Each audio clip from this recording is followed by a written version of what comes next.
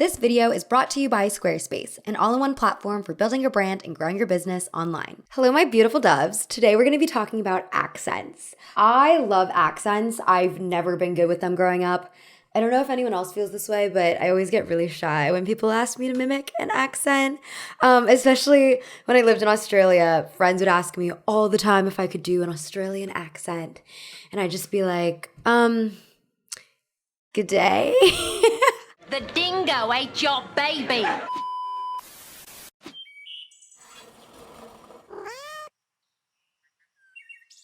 actually took an accents course back at my acting conservatory, and that class made me a little bit better at them, but it also made me way more aware of how technical it is to actually perform one. Like, every accent has a somewhat different mouth placement and its own rules, so it's not too dissimilar from learning a new language. And also, people are very aware of what a good or bad accent sounds like, which adds another layer of self-consciousness. I doubted everything, even my mind. My accent teacher, who is phenomenal, by the way, has been studying accents for years and years and years and has actually worked on set and on stage with professional actors as a dialect coach. She was telling us how she went to London recently, and we all asked her if she did her RP accent, and she was like, oh, no, I was too shy. So I try to remember how difficult it is when I watch a movie and hear a crazy sounding accent, like Anne Hathaway in Becoming Jane. What value is there in an introduction when you cannot even remember my name? Like, I'm sure she tried very hard, and I try to hold space for this, but maybe this could all be avoided if Americans just didn't play British roles. But also, hot take, not all British people can nail an American accent either. Recently, Jason Isaacs was criticized for the Southern accent he put on in White Lotus. Someone said it was a crime against humanity, and another person said it was some kind of strange soup that is irredeemable. The backlash makes sense. The New York Times article, White Lotus takes on touchy subjects, the Southern accent is one of them, highlights a reflexive skepticism that Southerners have towards hearing Southern accents on screen, mostly because pop culture has always made fun of the way that they speak. I grew up outside the South, and it was commonplace for kids at my school to poke fun at the redneck or the hillbilly archetype as being uniformly stupid and or racist. There's a reason why Southern states have this reputation. They overwhelmingly vote red and have a history rooted in slavery. But also, the South is very diverse, and there are plenty of people of color, queer people, and intelligent people living in the region too. And they may or may not have Southern accents. Another pain point is that there are multiple hyper-specific regional dialects in the South, though they tend to get blended altogether when someone not from the area tries to mimic a Southern accent. Jason Isaacs has actually claimed that his accent is the result of honoring these hyper-specificities. He told This Morning that there are two sounds in the Durham, North Carolina dialect that share a commonality with an English accent, which might be jarring for audiences unfamiliar with Durham. So to the untrained ear, if you don't know Durham, it sounds like it might sound like I'm doing a very bad accent, but it's quite specific and it's quite jarring when you first hear it. However, sociolinguist Dr. Walt Wolfram pushed back against Isaac's explanation, and he told IndieWeek, "We've done over 3,500 interviews everywhere in North Carolina over the last 30 years, and no one has ever said that there is anything unique about a couple of vowels in Durham." He also noted, "The problem with all actors is that you really can't learn a complete dialect after puberty. Every time I open my mouth, for instance, people know I'm not from the South, even though I've lived here for 33 years and only lived in Philadelphia for 18. It's my vowels." I don't know if I necessarily agree with this second point, because I honest to God believe that Josh O'Connor was a full-blooded American in Challengers, even though his "because I care about her" line has lived rent-free in my brain for years. But I do think it takes proper training and a lot of repetition and immersion to learn an accent well. So it's likely that Jason Isaacs' dialect coach just suggested for him to focus on a few key sounds to accommodate for the tight turnaround of TV, especially considering they were filming in Thailand, which wouldn't give you much room for Southern dialect immersion. With that said, for some North Carolinians, Isaac's accent was still pretty convincing. Writer Leah Marilla Thomas, who grew up in North Carolina, said that to her, Isaac sounded like just some guy, especially like a local politician like Roy Cooper and Joey Hopkins. This makes sense because Isaacs also modeled his character off of politician Thomas Ravenel, though maybe I should note that Ravenel is from South Carolina. But even so, although accents obviously affect regions, a person's speech is ultimately individual, and this might also explain some of Isaac's accent peculiarities if he was modeling his voice off a specific person. Regardless of the accuracy, I think it's clear that Isaacs put a lot of work into crafting his character, and he wasn't the only one in the cast who adopted an accent either. Parker Posey also worked on one, and all the actors playing the Ratliff family members were encouraged by showrunner Mike White to watch the TV show Southern Charm for character research. Are you hearing this? So, accents are often used as tools to create a truthful character, but this conversation raises multiple friction points between actors and audiences, and it makes sense why. Today, I want to look into the history of accent work in Hollywood, why we care so much about accents in the first place, and what the future may look like following the brutalist AI pronunciation controversy. Let's get started. I love your accent. Try and stop me, someone! Just a little bit. Just a little bit. Just a little bit.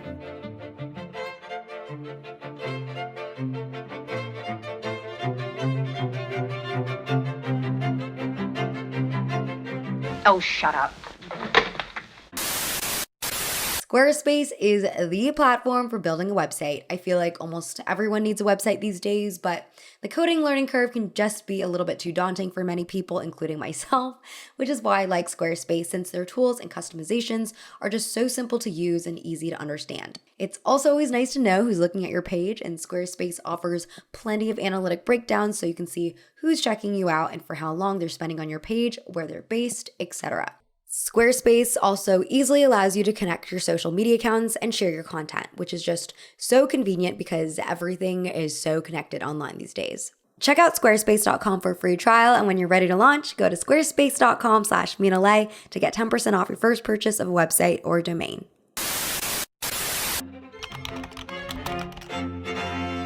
Before actors try to embody the true spirit of a Southern woman or the true spirit of a boy lusting after his own brother, what the fuck was happening on that show? We used to have decorum. We used to have the transatlantic accent. The transatlantic accent, also called the mid-Atlantic accent, was a distinguishing marker of Hollywood in the 1930s and 40s. Fancy clothes, fancy language, and everything. I learned to speak English correctly. Some hallmarks of the accent include a dropped R at the end of words, also known as non-rhoticity, the intermediate A sound that most Americans will hear as a British ah, the consonant-vowel combination of U sounds, where tune is pronounced tune, and T's being T's and not D's. So the word butter is pronounced with strong T's instead of like butter. For Americans, speaking in a transatlantic accent will be Britishizing some of your sounds, and for Brits, it's the opposite. They take me for English sometimes, too. Not every transatlantic accent sounds the same or follows the exact same rules, but they all generally have these features. There's actually a myth that the accent was crafted specifically for Hollywood, but in reality, the transatlantic accent could be acquired in a few different ways. It could be acquired naturally, as a result of spending time in both America and England and thereby mixing the accents. Cary Grant might be an example of this, as he originally grew up in Bristol, England, before moving to the US at age 16. I understand we understand each other. Quite. Most of the time, it was taught, but this wasn't relegated to only theatrical training. Elocution is defined as the art of careful public speaking, and it used to be a common class at school. President Franklin D. Roosevelt grew up in the late 1880s, way before Hollywood introduced movies with sound, yet he still spoke with a transatlantic accent. Freedom of speech and expression everywhere in the world. It was vocal coach Edith Skinner who is often credited with enforcing elocution for actors. Skinner was a pupil of renowned elocutionist, I love that word, elocutionist, William Tilley, but set her sights on theatrical arts. She taught at reputable institutions including the American Laboratory Theater, Carnegie Tech, now called Carnegie Mellon, and Juilliard, and wrote a book for actors called Speak with Distinction in 1942. John Wayne and Humphrey Bogart were a few actors who learned the transatlantic accent through their training. You do sell books. You may be wondering, what was the reason for teaching the accent in the first place? Well, remember how I said that the transatlantic accent shares sounds with British accents. For a long time, before people started making fun of the way that some Brits say Tuesday, the British accent, specifically British Received Pronunciation, RP, was seen as prestigious by Northeastern society. This perspective can be related to that region's legacy from early British settlers and their continued close trade relationship across the pond. Professor of English linguistics Gunnell Toddy sums it up. British English has a history of power and has been seen as the most prestigious variant of English with superior status, whereas American English has been seen as less educated. The general consensus of linguists, therefore, seems to be that the transatlantic accent was a way for elites to emulate the highly regarded British RP, but still maintain an American sound. The accent was thus another way to assert class stratification.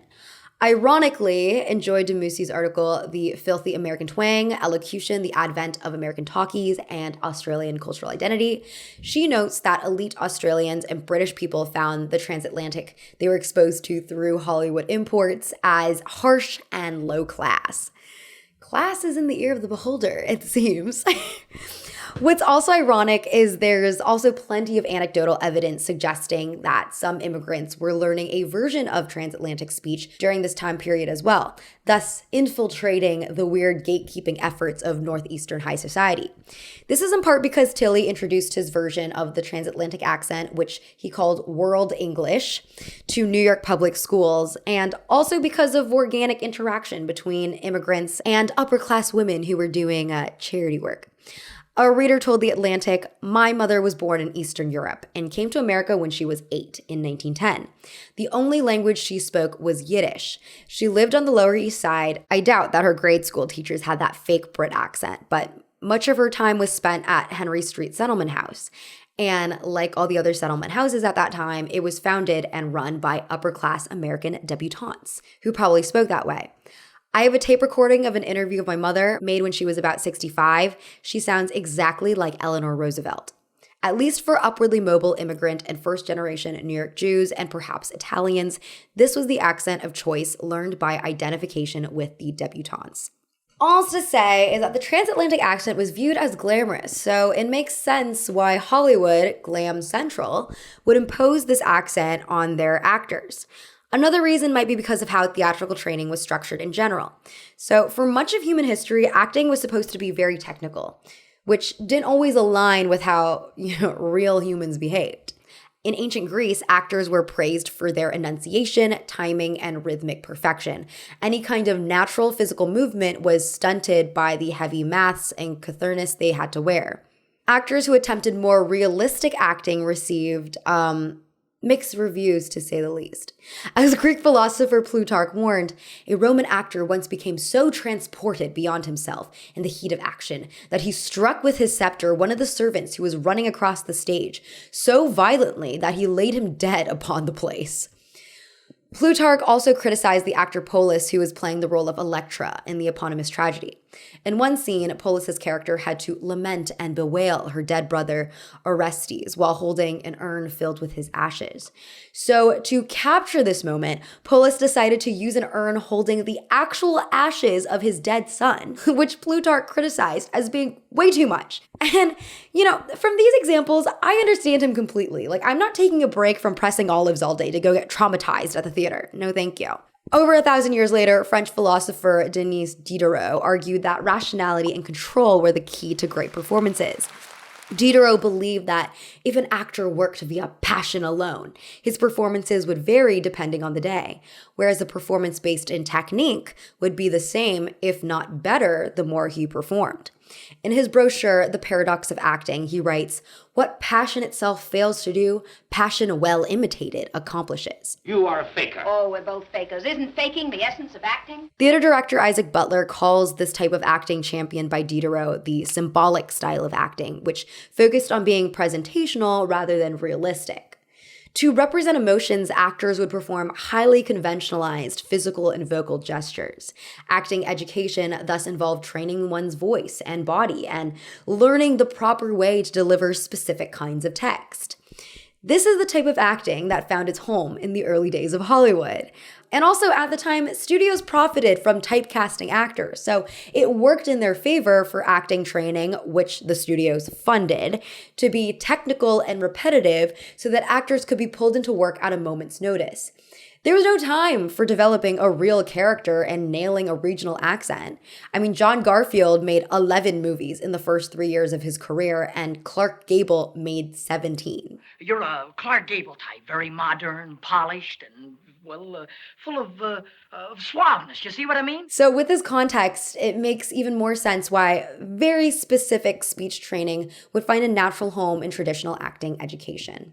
Not really. Not really. Not really? No, not really. Oh, no, not really. Oh, no, not really.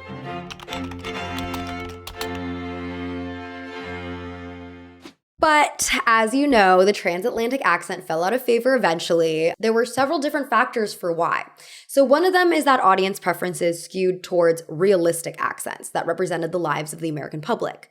The television play Marty, which was telecast live in 1953 before getting adapted as a feature film in 1955, is a great example of the changing era.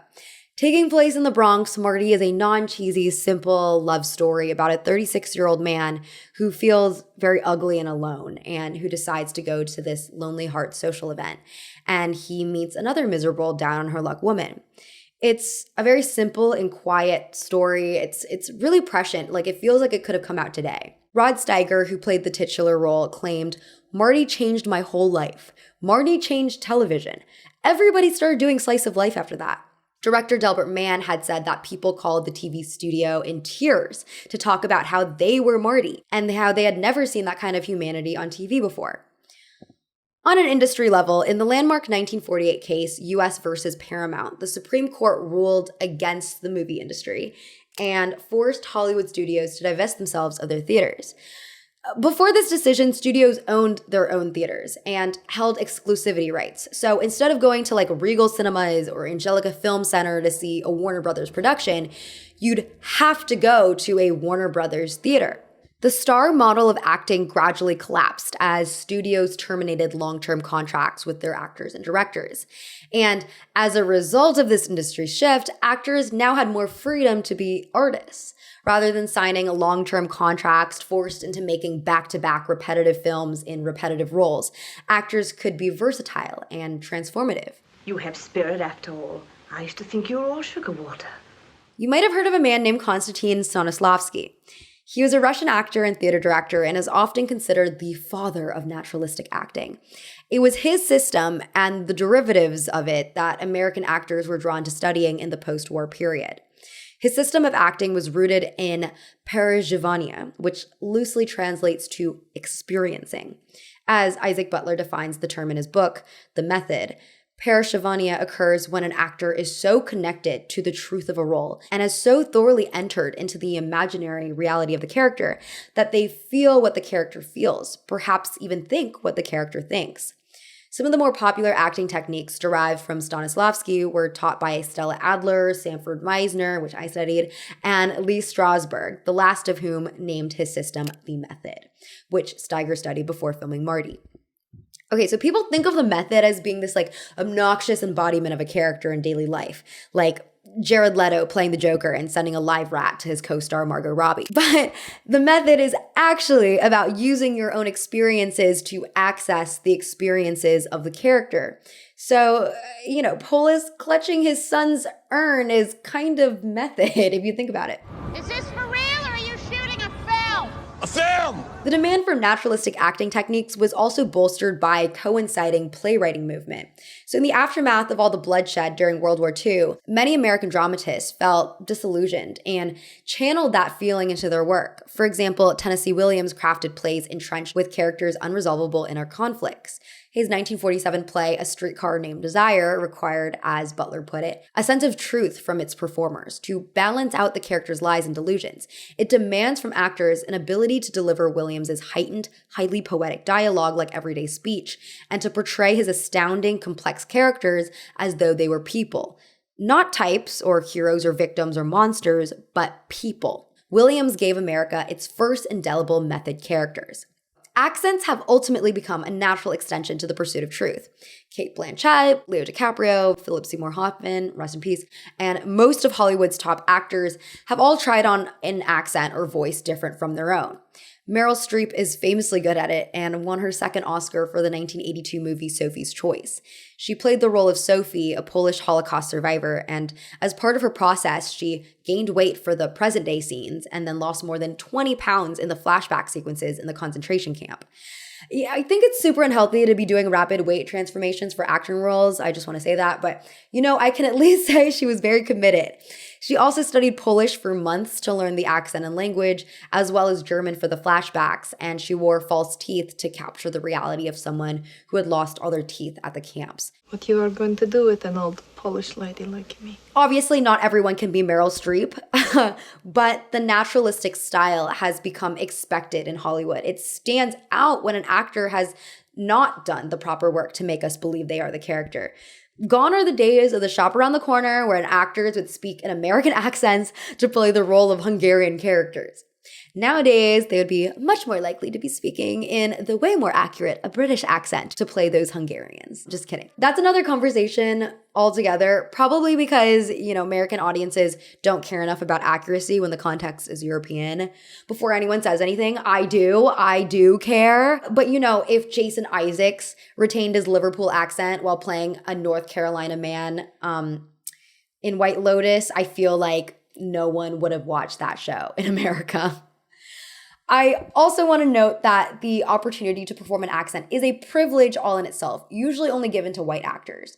I talk about this all the time with my industry friends, but people of color are rarely given the opportunity to be transformative characters because general audiences still have their own preconceived ideas about who we are or how we should sound. And sometimes those ideas can be quite racist. Voice actor David Fennoy has talked about this in the realm of voice acting. He told Vice in 2016, "Early in my career, white directors would ask me to make a read blacker, to which I would reply, would you ever ask a white actor to make it whiter?" And it's a shame because an accent can be great on any character. Ryan Coogler's Sinners was awesome to me for a number of reasons, but I especially liked how the Chinese family in the movie spoke with Southern accents, something I've never seen before in Hollywood. My accent teacher actually was the first person to tell me about the Delta Chinese, so I've known about them for a bit of time now. They were a group of Chinese immigrants who initially arrived in the area in the late 1800s, and they grew a small community there that still exists, though many of the members ended up migrating to bigger cities. Sinners takes place in the 1930s, so it makes sense why the characters would be speaking with Southern accents, having grown up in the area since birth.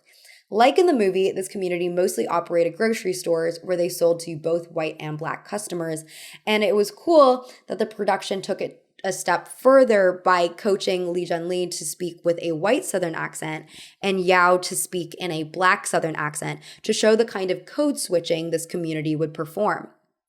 Clearly, an accent can be an important way for an actor to understand their character, but it's also an important way for the audience to understand their character as well. This is why it can be disorienting when a person in real life changes their voice or accent. It raises the question of, do we really know who they are? Your voice sounds different too. Really?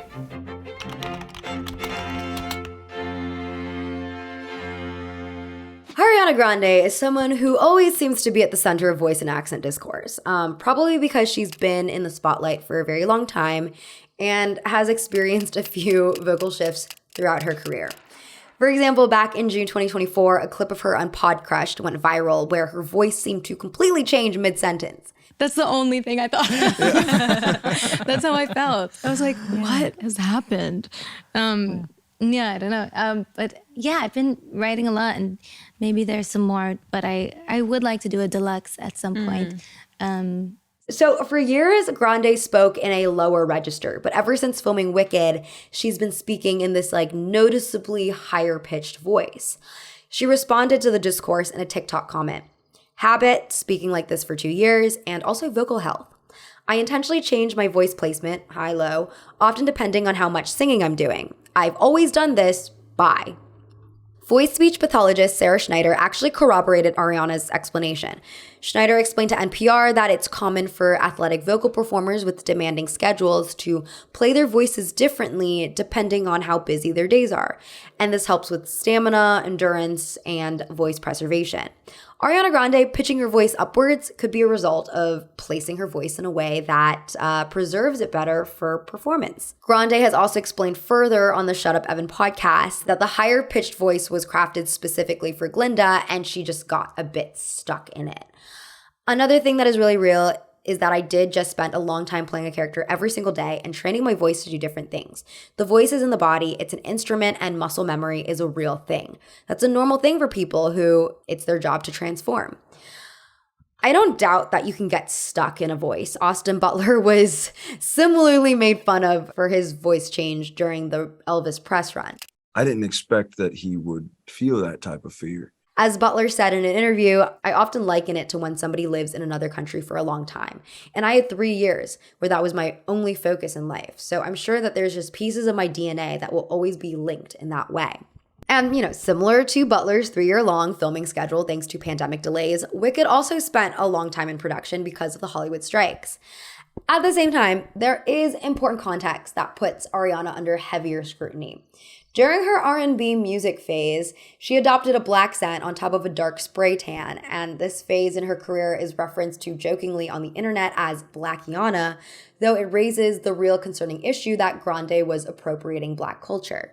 I'm like, bitch, that's my cookie, that's my juice, okay? Carry on.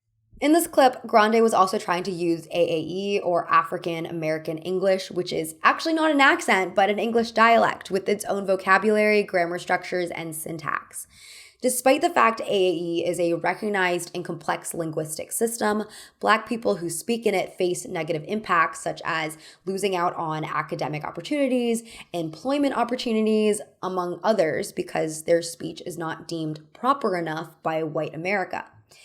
Linguist John Baugh conducted an experiment in which he called hundreds of prospective landlords to ask about the availability of an advertised apartment and found that he was much more likely to hear yes when he purposely made his voice sound white rather than black.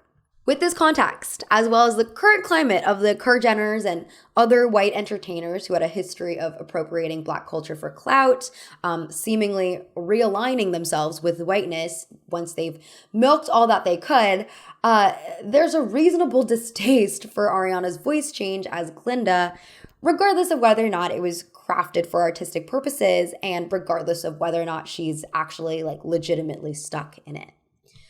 Paris Hilton is another person who has changed her voice to reflect a character, though I think many of us have sympathized for why she did this, and that's the big difference that I'm trying to highlight.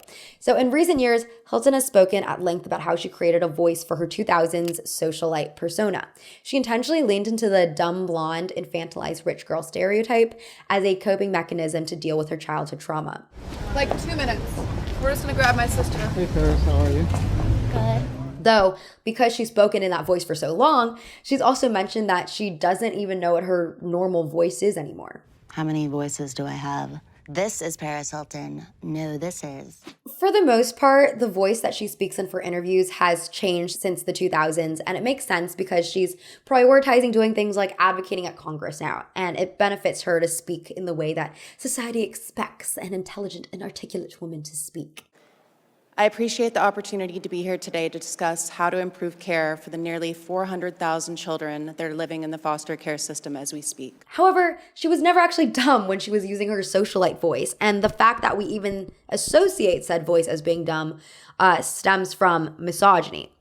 For example, one of the facets of Hilton's socialite voice was uptalk, an oft-criticized rhythm of speaking associated with women, even though there's no conclusive evidence that women use uptalk more than men. And actually, George W. Bush speaks in an uptalk, so lots to consider. Uptalk, also called high-rising terminal if you want to sound fancy, is when you end your sentences like a question. And yes, I do this sometimes. Of course, I can't do this now when I'm trying to make an example, but you know what I mean. People will chastise young women for speaking this way because when used by a woman, it conveys a lack of confidence. The irony, though, is that according to sociolinguistic research, uptalk is actually a very valuable communication strategy. The speaker is using uptalk as a rhetorical device to keep you engaged in the discourse. In contrast, a low-pitched, monotone voice would be much less engaging. This is why some influencers like Mr. Beast will put one on just for the job. Radio broadcasters are also trained to speak this way to encourage the listener to stay tuned in. So there are many reasons for why someone would use uptalk, but even if it was because the speaker was lacking confidence, why should they be blamed for that? Linguistic professor Robin Wyckoff published a book in 1975 called Language and Woman's Place, where she hypothesized that women train themselves to use a rising intonation to come across as less bossy or bitchy, and to therefore appear ladylike and appeal to the patriarchal standards oppressing them. All's to say that there are real experiences tied to people's speaking patterns, and sometimes these experiences can be painful. And so it makes sense why audiences may lash out against a misrepresented accent or an accent that feels disrespectfully put on. It also makes sense why people are more understanding of those who've changed their voice for self-preservation or for assimilation. Overall, an accent is viewed as a sign of authenticity of your personal life experience. Dialect coach Elisa Carlson explains, everybody has a right to be an expert about how they speak. Your speech is personal, it's intellectual, it's social. And as I said, Austin Butler was made fun of for retaining his Elvis accent on his press tour. While not many detractors railed against his particular accent work, a lot of that humor did have to do with the fact that his behavior seemed like a disingenuous move to sway Oscar voters into voting for him. After all, retaining a character accent or voice could imply that you just got so lost in your role that you're having trouble coming back to reality. I think even when there's not a particular accent we're nitpicking, we do all understand the power of accents and voices overall and believe it's a power that should be used with the right discernment.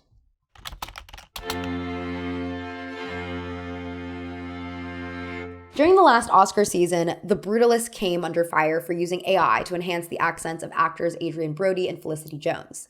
Ex-user Lena wrote, they used AI in The Brutalist not only to avoid paying visual artists for their work, but also to manipulate the actors' accents, a fundamental aspect of acting.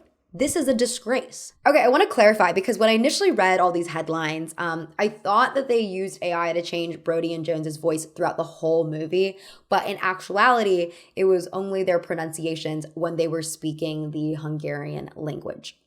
Editor David Jancho explained the process using AI from the Ukrainian company Respeecher to improve specifically the vowel sounds in Hungarian, which is, according to him, one of the most difficult languages to learn and pronounce.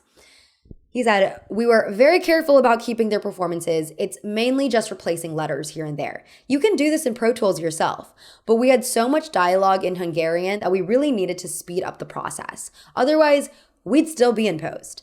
Adrien and Felicity's performances are completely their own. They worked for months with dialect coach Tanera Marshall to perfect their accents. Innovative Respeecher technology was used in Hungarian language dialogue editing only, specifically to refine certain vowels and letters for accuracy. No English language was changed. This was a manual process done by our sound team and Respeecher in post-production. The aim was to preserve the authenticity of Adrien and Felicity's performances in another language, not to replace or alter them, and done with the utmost respect for the craft. Dialect coach and professor Jane Geyer-Fujita explained in an interview that this process actually created a few extra gigs for Hungarian voiceover artists. Oh, that was kind of uptalk what I just did there. Okay, if I ended that on a period, that would have been uptalk. But I had more to say in my sentence, so technically, whatever. Okay. She speaks to the commitment to authenticity also. It seems like the Hungarian editor of the film was happy with the final product and felt like it was more authentic for the Hungarian listeners, which I think is a good thing. The conversation about accent brings up a broader discussion about what makes good acting. Is dialect a skill that all great actors should master? In the opposite case, the most recent Amy Winehouse biopic faced major backlash for the lead actress's impression of Winehouse's singing and accent, which people thought were really off. Thought you had so many lessons to learn. I say. There was also brutalist detractors who argued that Hungarian actors who were fluent should have been cast instead. Ultimately, this is once again a money issue, and the fact that AI is a bit of a catch-all buzzword for that thing taking creative jobs away from artists. And so any usage of it is immediately scrutinized. And that might be true for this movie too, right? Since they did employ some AI in the final sequence to create architectural drawings and buildings to make the process faster. But to the money point, The Brutalist was filmed in only 33 days and made for less than $9 million, which is considered quite low budget, especially for like a 3.5-hour long movie. As Adrian Pennington writes, perhaps if Hollywood studios had backed the ambitious version of director Brady Corbet, he would not have had to make it on a shoestring $10 million budget, necessitating some innovative use of AI as a tool to save time and money. If you want to see original, thought-provoking films, then you should be backing filmmakers like Corbet. Also, with any kind of movie like this, it's very difficult to get funding, period, unless you have names attached to the project. And unfortunately, I can't think of any fluent Hungarian-speaking actors with names shiny enough to get producers excited.